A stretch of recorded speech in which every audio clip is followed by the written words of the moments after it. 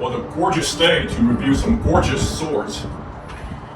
Allow me to present Glorfindel's battle sword, designed by sword friend Daniel Flynn, also known as the Blue Chevalier. Forged by none other than Pernadonau. This is a late medieval longsword with some fantasy fittings on the hilt that's designed as a tribute to the mightiest Elven lord, Glorfindel, who was the founder of the hidden city of Gondolin in the First Age, died using this sword to battle a balrog, a demon of power, to cover the retreat of the exiles of the destroyed Gondolin. As you can see here, this sword features a hand-forged steel blade that's closely inspired by some of the 15th century Danish longswords, with a slender blade that has some very gentle profile and distal taper that ensures its usability. It's a very nimble blade mounted on a very fancy hilt with gilded brass furniture and the risen grip, inspired by the longsword house at Royal Armories in Leeds. The appearance of this sword is inspired by Canadian illustrator Ted Nasmith's artwork for Tolkien's Silmarillion. It's also inspired by Peter Johnsson's design of the Dark Sister sword for HBO's TV series House of Dragon, and Peter Lyon's sword designs for Peter Johnson's Lord of the Rings trilogy.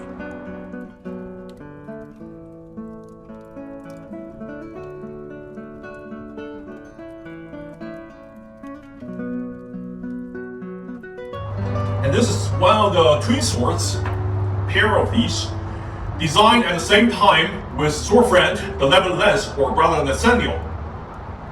They designed their corresponding longsword at the same time and to be forged by Perna in the same batch. They feature similarly inspired medieval risen hilt sword design, but the handling characteristics are quite distinct. So the blade is reminiscent to a late medieval longsword that your Oakeshott referred to as the type 18E. The blade in general conform to the archetype 18 that has blade features a prominent central ridge and a diamond cross section throughout, but a gentle profile taper and has retained some width on the upper portion of the blade. So it's a perfect balance between cut and thrust. Some of the swords made in Denmark features a narrowed ricasso and has a very slender yet long blade, sometimes referred to as a Danish greatsword. This one features an average blade length for late medieval longswords, usually used in the treatises of Maestro Fiore de Libre and Meister Tahofer. As you can see, it features this ricasso of rectangular cross-section that's 4 inches long.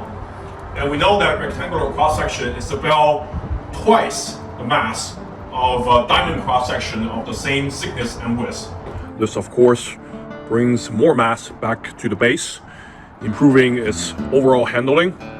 Also, the thickened ricasso is very durable, parrying a blow should it land it on the forte portion of the blade. It also facilitates the half swording should you decide to hold the blade by its ricasso in an armor fighting stance. At the base of the ricasso is 3 centimeters wide. Past the ricasso, the blade flares up to 4 centimeters. From there, it tapers down to 25 millimeters wide at midpoint and down to 15 centimeters, 2 inches from the tip. And we have to talk about the distal taper of this sword, which is one of the most important attributes to scientifically distribute the mass along the blade to make the sword very lively and as a natural extension of your arm. And the base of the ricasso is 8 millimeters thick, and it retains that width throughout the ricasso. At the base of the blade, it flares up to 8.4 millimeters. There's a very prominent concave distal taper, meaning that the thinning of the blade is not linear. The rate of thinning down is rather rapid in the bottom half. It's down to 4.5 millimeters at midpoint, and further tapers down to 3.8. So you can see on the upper portion, the rate of thinning down is reduced, therefore it retains certain thickness to make the blade rather rigid. You can see it has some flex, but the majority of the blade remains rather rigid, only flex in the last 1/3 of the blade. This is completely ideal for this type of longsword, which is mostly thrust oriented. By having this very prominent central ridge and thick, it maintains the stability as you swing the blade. So when you cut with it, it's less likely to flex around when you change direction and do these bindings and windings. So when it lands on the target, the blade is still straight rather than flopping around. So this helps the blade to transfer all the energy of your swing into the target, rather than flexing around and absorbing all that shock transfer back into the user's hand. When I cut with this sword, I feel it's very easy to accelerate, and the point is very stable, leading to very precise cut and thrust. But at the same time, the blade is rather stable and rigid, so both the cut and thrust are very reliable. As you can see here on the upper portion of the blade, it retains certain widths to ensure the bevel has certain depths. The bevel is a singular one, single primary bevel from the central ridge down to the edge. There's no secondary bevel. I have to say I always admire Peter Lyon's edge geometry. It's always very refined. And you can see here, the blade transitions rapidly to a very acute point in the last 3 inches or so. So this robust point that's very narrow but still has some thickness is able to penetrate very tough material. Mail armor, let's say mithril, that's used by elves, but other steel chainmail used by humans. But also probably the thick hide of a balrog. Now, the blade is excellently hand forged, hand ground, and hand polished. It features a satin polish. The symmetry on both sides of the central ridge is excellent. The central ridge is very straight, even though there's minor wavering at the bottom 1/3 of the blade. Well, I suppose this is an artifact of being hand forged and hand ground. Of course, this can be improved, but this is already on the same level of late medieval swords. On the ricasso, there's a brass inlay elvish inscription, meaning the golden flower sword. The golden flower is the house sigil of Glorfindel, which in our world we call celandine. And this is also mirrored by the locket on the scabbard, which we'll talk about later in this review. If we move on to the hilt, we can see this is the most ornate hilt found on any sword, whether historical or fantasy, is entirely hand sculpted and in brass, but also gilded. I like the idea of gold plating over the brass furniture, prevents oxidation. Here you can see on the fitting, there's some pitting, and this was left there intentionally per sword friend Daniel's request. The crossguard features 2 serpents or snakes. It's risen, and you can see the opening of the snake's mouth with fangs is highly detailed. The center of the crossguard features a section that's reminiscent to the risen hilt sword house at Royal Armorers. And you can see there are 2 spacers of brass. This is helping the transition from the risen grip to the brass furniture. And there's very little ledges in the transitional area from the grip to the brass furniture. But there's always some edges, of course, because the grip is risen, but these spacers do not have the same pattern. when you handle the sword, it doesn't feel very jarring or uncomfortable. And you can see this central spacer also has some geometries in 3 dimensions, also conforms to the overall risen theme. The pommel is a tulip flower, I suppose, or rose, depends on how you view it. It's also hand sculpted, very intricately carved. It's hot peened, and the peening is done very smoothly, but the peen can be a little bit bigger. It's on the smaller side. The grip is of oblong cross section. Up here, when it joins the crossguard, as it travels down, it transitions into more or less of a cylindrical cross section to meet this part of the pommel. It's still a little bit wider than it is thicker. It's very comfortable, very ergonomic, and the risen pattern can assist a lot with retention.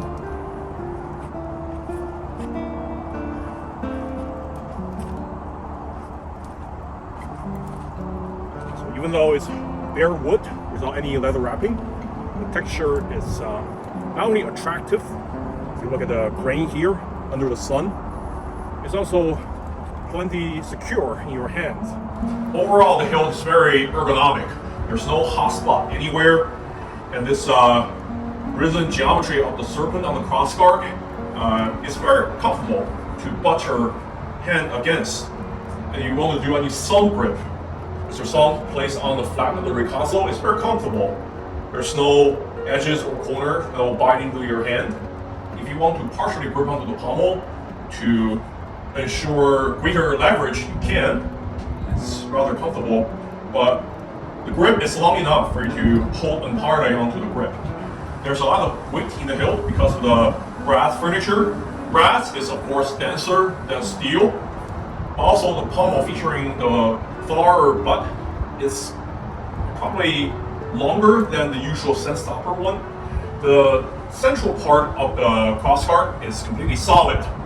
I have heard that the central part of the crossguard on the royal armor example is partially hollow, so that helps reducing some weight from the hilt. Overall, the blade is quite hefty, but not overweight, at 1,760 grams, which is 3 pounds and 14.5 ounces. This is probably on par with some of the 14th and 15th century longswords that's favoring struts over cuts. The point of balance is very close to the hilt because of the greater weight of the hilt. You can see 1.5 inches from the guard. It's also partially due to the long grip. The longer the grip is, obviously the longer the tan it has to be. The longer the tan is, there's more material, so there's more steel in the tan.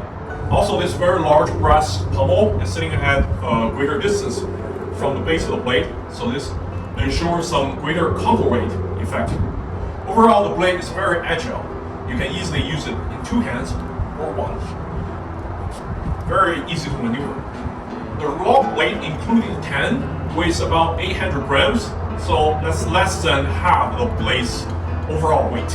In handling, it feels a little bit like a proto S-stock. You know, S-stock is the struts-only long swords used in early Renaissance times. So definitely a sword favoring struts over cuts, even though due to the ease of acceleration during swings, it's also a very proficient sword at cutting lightly armored targets. How can you review a Perna piece without featuring the scabbard?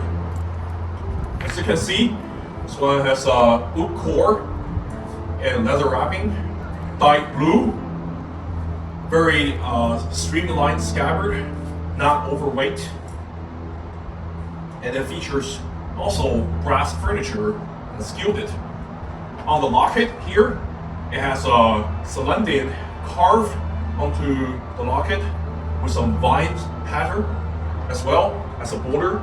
Well, to my eye, this looks more like a two-door rose rather than a celandine. And you can see on the brass shape, it has a hand-sculpted snake popping out. Also, the extremity has a rosebud. highly detailed, very intricate design, realized by Peter Lyon, well crafted. It handles really well, cuts with ease, but struts with precision and a sword. Overall, a fantastic piece. One of the best fantasy sword design that I have handled, but also well executed. Thanks so much to sword friend Daniel Flynn for generously sending his commission to me. I have also this other longsword designed by Brother Nathaniel, also known as the 11 Lance, in my possession. Hand forged and handcrafted at the same time as this sword, the battle sword of Glorfindel. The review of this sword will come up shortly, so please stay tuned.